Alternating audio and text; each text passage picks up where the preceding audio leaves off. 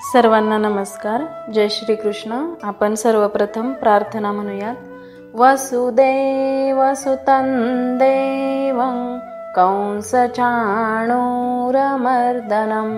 देवकी परमानन्दं कृष्णौ वन्दे जगद्गुरुं.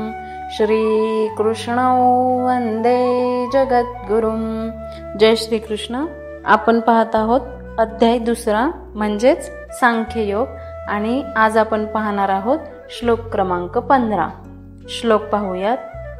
यम हि नव्यथयन्त्येते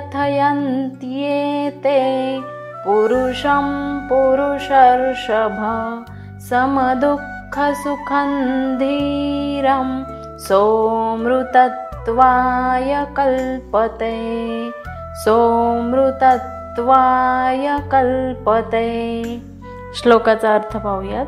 यम म्हणजे ज्याला, ही म्हणजे निश्चित, न म्हणजे कधीच नाही, व्यथयंती म्हणजे व्यथित होणे किंवा विचलित होणे, येते म्हणजे या सर्व, पुरुषम म्हणजे पुरुषाला, पुरुष ऋषभ म्हणजे हे पुरुष श्रेष्ठा, सम म्हणजे अविचल किंवा समान, दुःख म्हणजे दुःखामध्ये, सुखम म्हणजे सुखामध्ये, धीरम म्हणजे धीर किंवा विवेकी, स म्हणजे तो, अमृतत्वाय म्हणजे मुक्तीसाठी, कल्पते म्हणजे योग्य होतो. आणि या श्लोकाचा संपूर्ण अर्थ असा आहे. हे पुरुष श्रेष्ठा अर्जुना, जो मनुष्य सुख आणि दुःख यांनी विचलित होत नाही आणि दोन्ही अवस्थांमध्ये स्थिर असतो, तो मोक्षप्राप्तीसाठी निश्चितपणे योग्य आहे. आता आपण हा श्लोक थोडा समजून घेऊयात. या श्लोकात भगवंत म्हणतात की दुःख सुख समान मानणाऱ्या ज्या धीर पुरुषाला इंद्रियांचे विषयांशी संयोग व्याकुळ करत नाहीत, तो मोक्षाला योग्य ठरतो. ज्या ठिकाणी मन आहे त्या ठिकाणी इच्छा निर्माण होणारच, परंतु त्या नियंत्रणात ठेवता आल्या पाहिजेत. भगवंत मानसशास्त्रज्ञ आहेत. ते आपल्या शिष्याला दुःखातून बाहेर काढावे लागते हे जाणतात, म्हणून अधूनमधून त्याच्या गुणांचे स्मरण करून देतात. पुरुषर्षभ म्हणजे पुरुष श्रेष्ठ असे संबोधतात.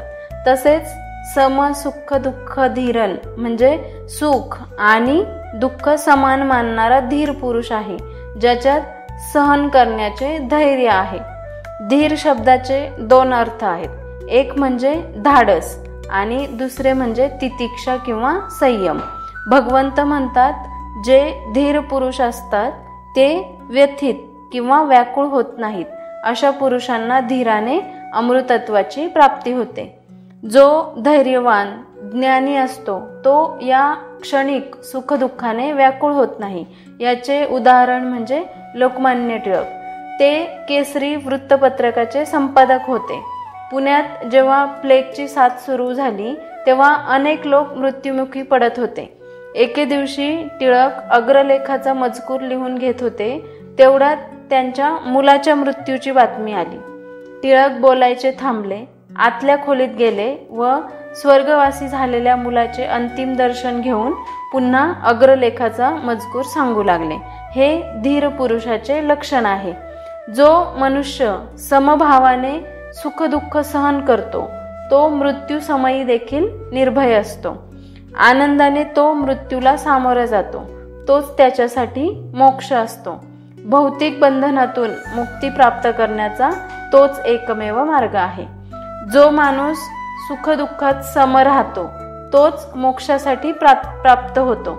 थोडक्यात काय, समत्व म्हणजेच आध्यात्मिक उन्नतीचा पाया आहे. आणि आधुनिक जीवनातील या श्लोकाचा अर्थ आपण पाहिलं तर आजच्या काळातही सुख मिळालं तर आपण गर्व करतो, दुःख आलं की नैराश्य. पण गीता सांगते हे सगळं क्षणिक आहे. त्यावर मनाचं स्थैर्य राखा, तेच खरे शौर्य. समापन प्रार्थना. योगेशं सच्चिदानन्दौ वासुदेवौ व्रजप्रियं धर्मसंस्थापकं वीरं कृष्णौ वन्दे जगद्गुरुं. श्रीकृष्णौ वन्दे जगद्गुरुं। श्रीकृष्णार्पणमस्तु। जय श्रीकृष्ण। धन्यवाद। व्हिडिओ आवडला असेल तर लाईक करा, शेअर करा आणि अध्यात्म वाटिका या चॅनलला सबस्क्राईब करा। तसेच नवनवीन व्हिडिओजचे अपडेट्स मिळवण्यासाठी बेल आयकॉनला क्लिक करा।